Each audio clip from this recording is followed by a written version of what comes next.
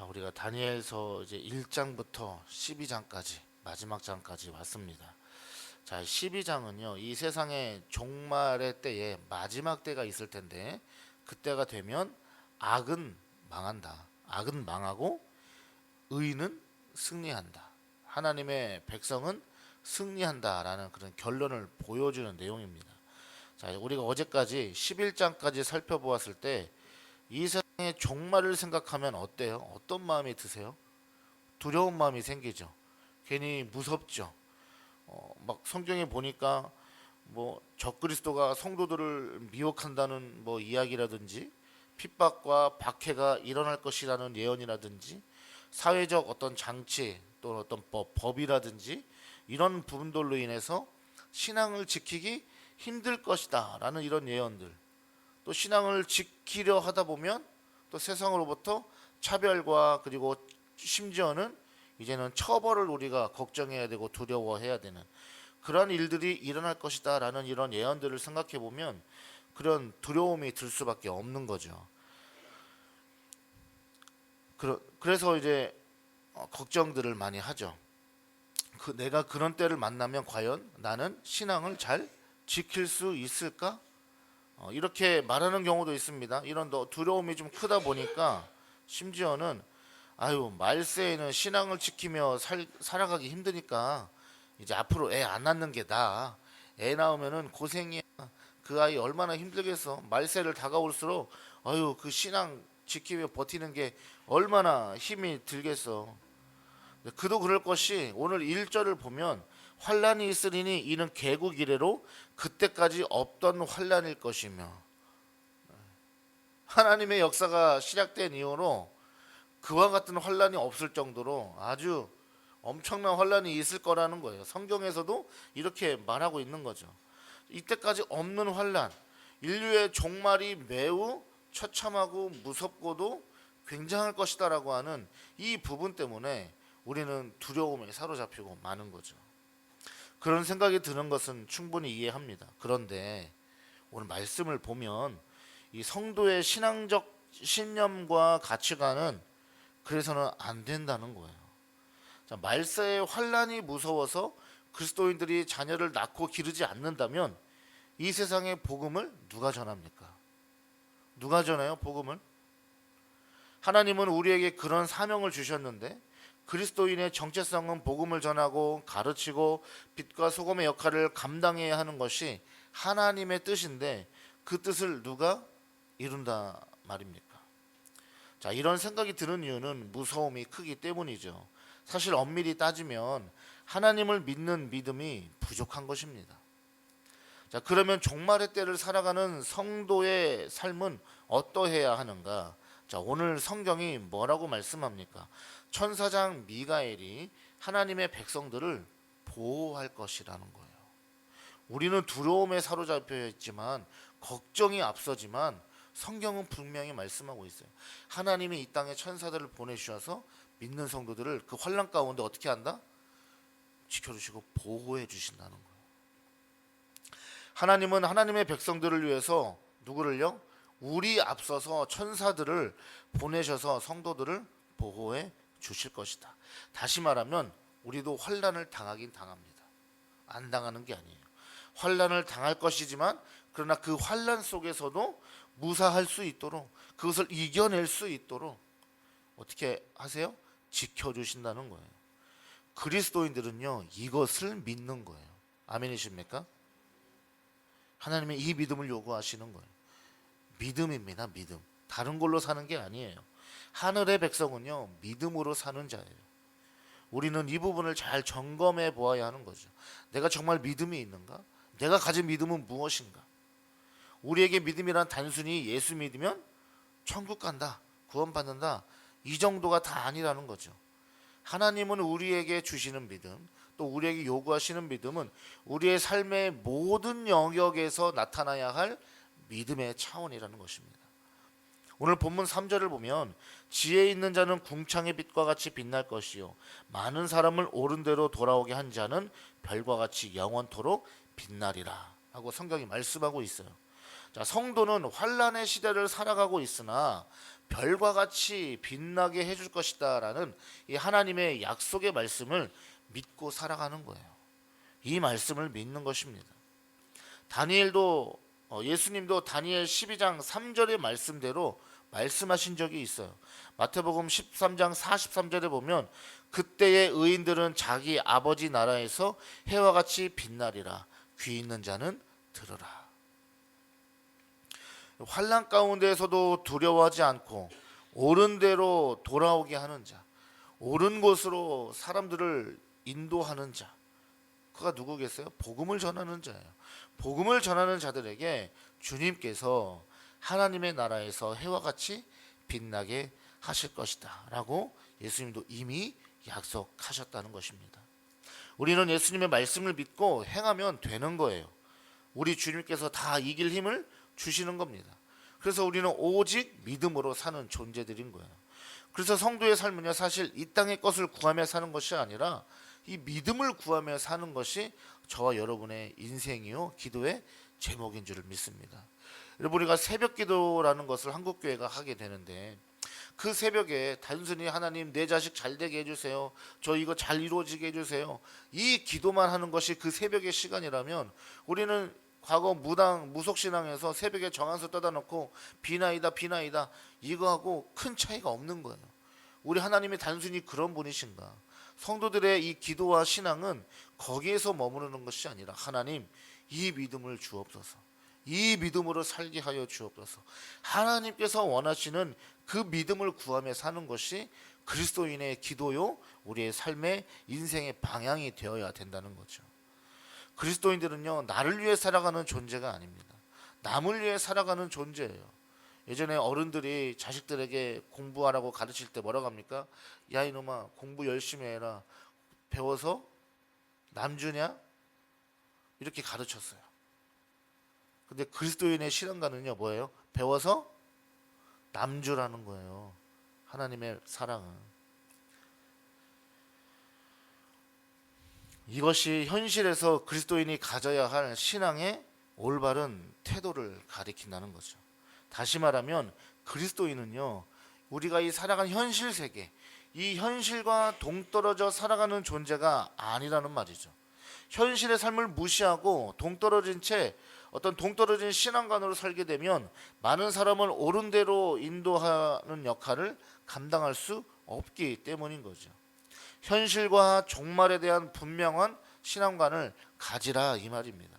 이것이 왜 중요한 문제냐면요, 사람이 종말에 대해서 집착하게 되면 어떻게 될까요? 현실을 못 살아요. 현실을 무시하게 돼요. 예전에 기억나세요? 90 몇 년도였죠? 기억이 정확하게 안 나는데 99년도였나요? 아니 저기 이장님이 96년이었나요?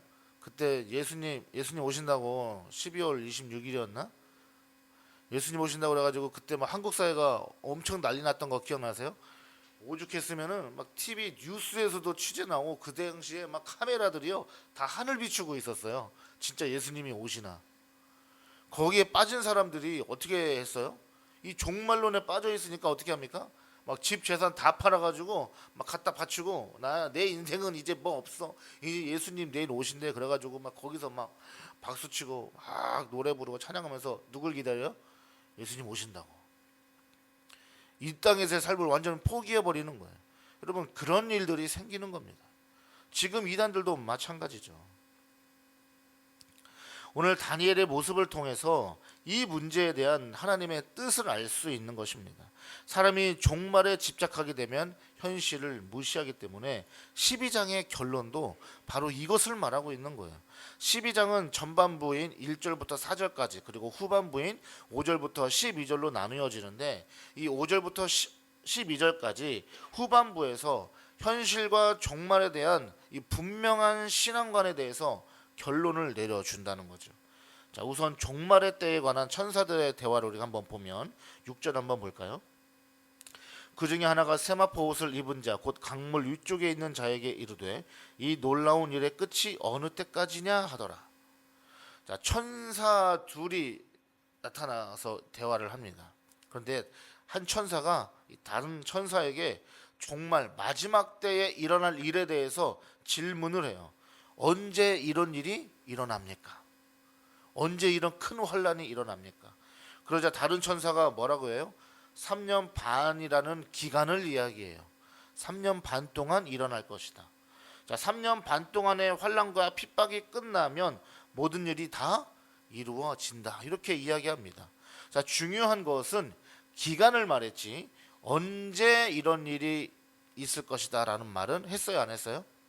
안 했다는 거예요. 자, 그걸 듣고 있는, 보고 있는 이 다니엘이 너무 마음이 답답한 거예요. 도대체 이게 무슨 얘기인지 다니엘도 가늠이 안 잡히는 거예요, 이게. 그래서 혼란스러움을 느꼈습니다. 그래서 8절에서 다니엘이 물어보죠. 그러자 천사가 9절에서 대답합니다. 다니엘아, 갈지어다.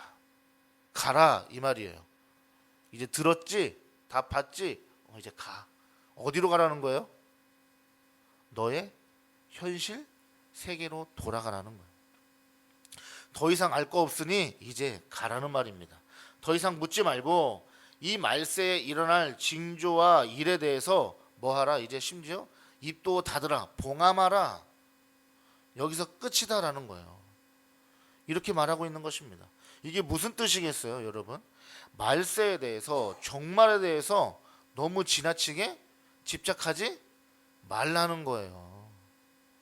다니엘서는요, 예수님의 재림의 때를 준비하고 말세, 종말의 때를 바라보면서 살아가는 것이 성도의 바른 자세이다. 그렇지만 그렇다고 현실을 무시한 채 살지 말라는 교훈을 주고 있는 거예요. 그렇다고 현실에만 또 집착하거나 안주하면 어떻게 되겠습니까? 사람이 나태해지죠. 신앙적으로 나태해져요. 그래서 두 주인을 섬기는 일이 발생합니다. 예수님도 좋아하고 돈도 좋아하는 이런 일들이 발생하는 거예요. 그러므로 종말에 대한 말씀과 신앙은 현실에 안주하고 나태해질 수 있는 성도들에게 신앙을 점검해주고 신실한 믿음으로 살 수 있게 해주는 말씀이 되는 거죠. 이 종말론에 극단적으로 빠지게 되면 어떻게 돼요? 위험한 신앙에 빠지는 것입니다. 이단들이 다 어디에서 나와요? 이런 종말론에서 나오는 거예요. 여기에 다 빠지는 거예요. 신천지의 특징도 그거 아니에요? 14만 4천 명이 들어야 된다. 거기에 들지 못하면 그건 못 받는다. 그 요한계시록의 그 말씀을 가지고 거기에 딱 꽂혀가지고 그걸로 사람들을 다 미혹해가지고 다 정신 팔려가지고 막 이 땅에 거 다 나라 다 팔고 막 가족들도 내팽개치고 이제 막 부모님도 안 보고 형제들도 안 만나고. 하나님은 그렇게 우리 보고 그렇게 살라고 하신 적이 없어요. 오히려 부모를 뭐 하라고 그랬어요? 공경하라고 했고 형제간에 우애하라고 하고 사랑하고 가정이 천국 가정을 만들라고 그랬지 그렇게 인연을 끊고 막 말세를 바라보면서 이렇게 살라고 하지 않으셨어요. 이단들의 특징은 다 종말론에 빠진 자들인 거예요. 천사는요 다니엘에게 환상으로부터 돌아오게 하는 겁니다. 이제 현실로 돌아가라. 근데 다니엘이 처한 현실은 어떤 현실이에요? 포로의 현실이에요. 유대 남유다가 망한 상태예요. 다른 나라 이방의 나라도 다 끌려가 있는 상태예요. 하나님이 과연 계신지 안 계신지 가늠조차 할 수 없는 그런 절박한 절망스러운 그런 상태예요. 하나님이 그런데 그런 상태에서 이스라엘 백성들에게 우리에게 그런 현실을 뭐하라? 살아라 이렇게 말씀하시는 거예요. 자, 다니엘서를 이제 정리하면서 결론을 내립니다. 하나님은 현실을 살아가는 성도의 삶이라는 것은 고통과 고난이 있을지라도 세상 나라에 의해서 신앙이 위협받고 환난을 겪을지라도 이것은 다 하나님의 섭리와 뜻 안에 있다라는 것이에요. 그것을 기억하라고 말씀하시는 것입니다. 그러면서 소망을 가지라는 말씀입니다. 반드시 하나님이 이겨낼 수 있도록 도우시고 함께 하신다는 말이에요. 하나님이 그의 백성을 포기하시겠어요? 내버려 두시겠어요? 아니에요. 하나님은 절대 그렇게 하시는 분이 아니라는 거예요. 우리가 주일날 말씀을 살펴보면서 알겠지만 아브라함이 계속 믿음이 좋았다 넘어졌다 좋아졌다 넘어졌다 하지만 그 가운데 그 모든 섭리가 다 누구 안에 있어요? 하나님 안에 있는 거예요. 하나님이 끌고 가시는 거예요. 하나님이 저와 여러분의 인생도 그렇게 끌고 가시는 줄 믿습니다. 반드시 하나님이 이겨낼 수 있도록 도우시고 함께 하시니 그것을 믿어라. 우리가 겪는 현실이 너무 아프고 내 인생이 왜 이런지 너무 아프고 미래에 대한 소망, 그런 부활의 소망, 예수님의 재림을 바라보며 살아갈 때 영원한 하나님의 나라로 우리를 인도하신다는 그 약속의 말씀인 거죠. 그래서 하나님 우리에게 이렇게 말씀하시는 것입니다. 이 세상 나라의 심판은 반드시 온다. 마지막 때는 분명히 온다. 그러나 너무 종말에 심취하거나 빠져 살지 말거라. 너희는 현실을 살아내는 자들이다. 세상 속의 그리스도인들이다. 너희들은 복음의 빛을 비추며 살아야 한다. 이렇게 당부하시는 거예요. 성도가 겪는 어떤 고통, 우리를 당황스럽게 하고 신앙의 위기를 겪는 순간이 오더라도 그것들은 전부 다 하나님의 섭리와 계획 안에 있는 것들이니 끝까지 하나님을 신뢰하고 신실한 믿음으로 잘 살아가라는 이 하나님의 당부의 말씀을 붙잡는 저와 여러분 되시길 주의 이름으로 축원합니다. 여러분 힘내십시오. 힘들어도 힘내세요.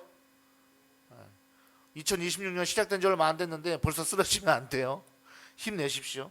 여러분 올 한 해도요, 우리는 하나님의 계획 안에 다 있는 거예요. 믿으십니까?